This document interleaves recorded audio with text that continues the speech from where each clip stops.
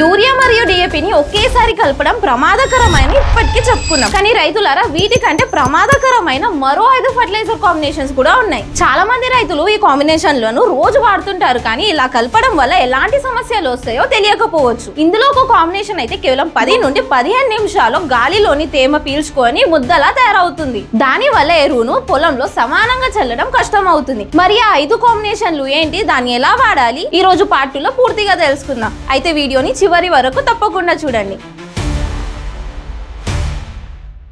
నమస్కారం రైతులారా, Katyayani Telugu YouTube channel కు మీకు స్వాగతం. ఇంకా మా ఛానల్ ని సబ్స్క్రైబ్ చేయకపోతే ఇప్పుడే సబ్స్క్రైబ్ చేసుకోండి. రైతులారా, ఇప్పుడు మొదటి తప్పు కాంబినేషన్ గురించి చూద్దాం. అదే యూరియాను క్యాన్ అంటే కాల్షియం అమోనియం నైట్రేట్ తో కలపడం. చాలా మంది రైతులు కూలీల ఖర్చు తక్కువ అవుతుందేమో అని 2 ఎరువులను ఒకే పటం మీద తెరిచి కలిపేస్తారు. ఈ 2 ఎరువులను నైట్రోజన్ ఉంది కాబట్టి ఒకటేసారి వేస్తే పని అయిపోతుందని అనుకుంటారు. కానీ ఇలా కలిపిన 10 నుండి 15 నిమిషాల్లోనే ఈ ఎరువులు గాలిలోని తేమను పీల్చుకొని చిక్కగా ముద్దలా మారిపోతుంది. దీనికి కారణం ఏంటంటే ప్రతి ఎరువుకు హ్యూమిడిటీ థ్రెషోల్డ్ అనేది ఉంటది. దీనికి క్రిటికల్ రిలేటివ్ హ్యూమిడిటీ అని అంటారు. కేవలం యూరియా ఉన్నప్పుడు 75% హ్యూమిడిటీ ఉన్నప్పుడు తేమను పీల్చుకుంటుంది. ఇంకా కేవలం క్యాన్ మాత్రమే ఉన్నప్పుడు ఇది 60% హ్యూమిడిటీ లెవెల్ ఉన్నప్పుడే తేమను పీల్చుకుంటుంది. కానీ ఈ 2 ఎరువులను కలిపితే థ్రెషోల్డ్ అనేది 18% వరకు పడిపోతుంది. అంటే గాలిలో 18% తేమ ఉన్నప్పుడు ఈ ఎరువులు అనేటివి గాలిలోని తేమను పీల్చుకొని ముద్దలా తయారైపోతుంది. ఆ తర్వాత ఈ ఎరువులను మనం పొలంలో సరిగ్గా చల్లలేరు. అప్పుడు ఈ ఎరువులు అనేటివి వృధా అయిపోతుంది. అందుకే రైతులారా, ఈ యూరియా మరియు క్యాన్ ని ఒకేసారి కలపకండి. అయితే సరైన పద్ధతి ఏంటంటే ఈ క్యాన్ ను వేళ్ల అభివృద్ధి సమయానికి ఇవ్వండి. ఆ తర్వాత యూరియాను టాప్ డ్రెస్సింగ్ గా విడిగా ఇవ్వండి. ఇలా విడిగా ఇవ్వడం వల్ల రెండిటి ప్రయోజనం అనేది మీ పంటకు అందుతుంది. ఇప్పుడు రెండో తప్పు చూస్తే, ఈ తప్పు అనేది 2 రకాల రైతులు చేస్తుంటారు. డ్రిప్ లేదా స్ప్రే ద్వారా ఇచ్చేవారు, అలాగే నేలలో బ్రాడ్కాస్ట్ చేసేవారు. ఈ 2 పద్ధతులను ఒకే సమస్య వస్తుంది. ఈ తప్పు ఏంటంటే మాగ్నీషియం సల్ఫేట్ ను డిఏపి ఇంకా ఎంఏపి తో కలపడం. ఎంఏపి అంటే మోనో అమోనియం ఫాస్ఫేట్. ఒకవేళ స్ప్రే ట్యాంక్ లో ఎంఏపి ఇంకా మాగ్నీషియం సల్ఫేట్ కలిపితే ఆ తర్వాత నీరు అనేది తెల్లగా పాలలాగా మారిపోతుంది. ఇంకా తెల్లటి పదార్థం అనేది కిందకు చేరి పేరుకుపోతుంది. దీంతో నాజిల్ అనేది మూసుకుపోతుంది, డ్రిప్ ఎమిటర్స్ అనేది జామ్ అవుతుంది. అయితే విత్తే సమయంలో డిఏపి మరియు మాగ్నీషియం సల్ఫేట్ ను కలిపి వేసే రైతులకు కూడా ఇదే సమస్య వస్తుంది. ఇలా జరగడానికి కారణం ఏంటంటే ఈ 2 ఎరువులను నేలలోని తేమ కరిగించినప్పుడు ఈ 2 ఎరువులు అనేటివి ఒక రియాక్షన్ అనేది అవుతుంది. అప్పుడు మాగ్నీషియం అయాన్స్ మరియు ఫాస్ఫేట్ అయాన్స్ కలిసి మాగ్నీషియం ఫాస్ఫేట్ గా ఏర్పడుతుంది. అప్పుడు ఇది కర్గని రూపంలో మారిపోతుంది. అప్పుడు వేర్లు అనేటివి ఈ మాగ్నీషియం ఫాస్ఫేట్ అయాన్స్ ను తీసుకోలేవు. అప్పుడు డిఏపి కూడా వృధా అవుతుంది, మాగ్నీషియం సల్ఫేట్ కూడా వృధా అవుతుంది. అయితే సరైన పద్ధతి ఏంటంటే డిఏపి ఇంకా ఎంఏపి ను విత్తనాలు విత్తే సమయంలో వేయాలి. ఆ తర్వాత 10 నుండి 15 రోజులకు మాగ్నీషియం సల్ఫేట్ విడిగా ఇవ్వాలి. అప్పుడు ఈ 2 ఎరువుల ప్రయోజనాలు అనేటివి మొక్కకు పూర్తిగా అందుతుంది. ఇప్పుడు మూడో తప్పు, ఇది డ్రిప్ రైతన్నలు ఎక్కువగా చేసే తప్పు. అదే హ్యూమిక్ యాసిడ్ ను కాల్షియం నైట్రేట్ లేదా యాసిడిక్ మిక్చర్ తో కలపడం. చాలా మంది రైతులు లిక్విడ్ హ్యూమిక్ యాసిడ్ ను కాల్షియం నైట్రేట్ తో కలిపితే అప్పుడు వేర్లకు హ్యూమిక్ యాసిడ్ కూడా అందుతుంది, ఇంకా కాల్షియం నైట్రేట్ లోని నైట్రోజన్ కూడా అందుతుంది అనుకుంటారు. కానీ 2 కలిసిన వెంటనే హ్యూమిక్ యాసిడ్ మందమైన నల్లటి పదార్థంలా ఏర్పడుతుంది. దీనికి కారణం ఏంటంటే హ్యూమిక్ యాసిడ్ సరిగ్గా కరగాలంటే నీటి pH అనేది 7 కంటే ఎక్కువగా ఉండాలి. అయితే కాల్షియం నైట్రేట్ మరియు యాసిడిక్ మిక్చర్స్ యొక్క pH దానికంటే చాలా తక్కువగా ఉంటుంది. వీటిని హ్యూమిక్ యాసిడ్ తో కలిపినప్పుడు కాల్షియం అయాన్లతో చర్య జరిగి దానిని గడ్డ కట్టేలా చేస్తాయి. ఆ గడ్డల వల్ల డ్రిప్ పైపులు మరియు ఫిల్టర్లు అనేటివి మూసుకుపోతాయి. అందుకే హ్యూమిక్ యాసిడ్ ను మనము వేరే ఎరువులతో అసలు కలపకూడదు. అయితే ఈ హ్యూమిక్ యాసిడ్ ను శుభ్రమైన నీటితో కలిపి విడిగా మొక్కకు అందించాలి. అలాగే యాసిడిక్ పెస్టిసైడ్ ట్యాంక్ లో కూడా కలపకండి. ఇక 4వ తప్పు, వాటర్ సాల్యుబుల్ ఎన్పికే అంటే ఎన్పికే 19-19-19 లేదా ఎన్పికే 13-40-13 ను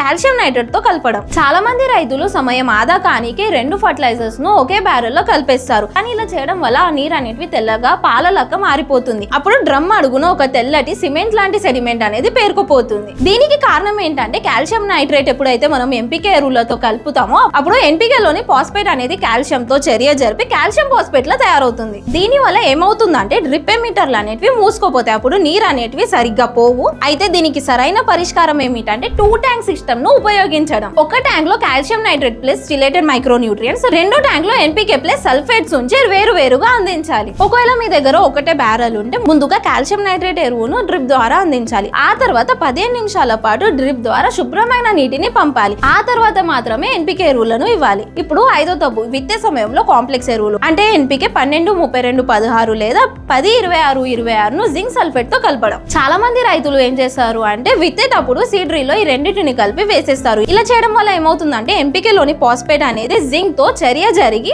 జింక్ ఫాస్ఫేట్ లా మారిపోతుంది.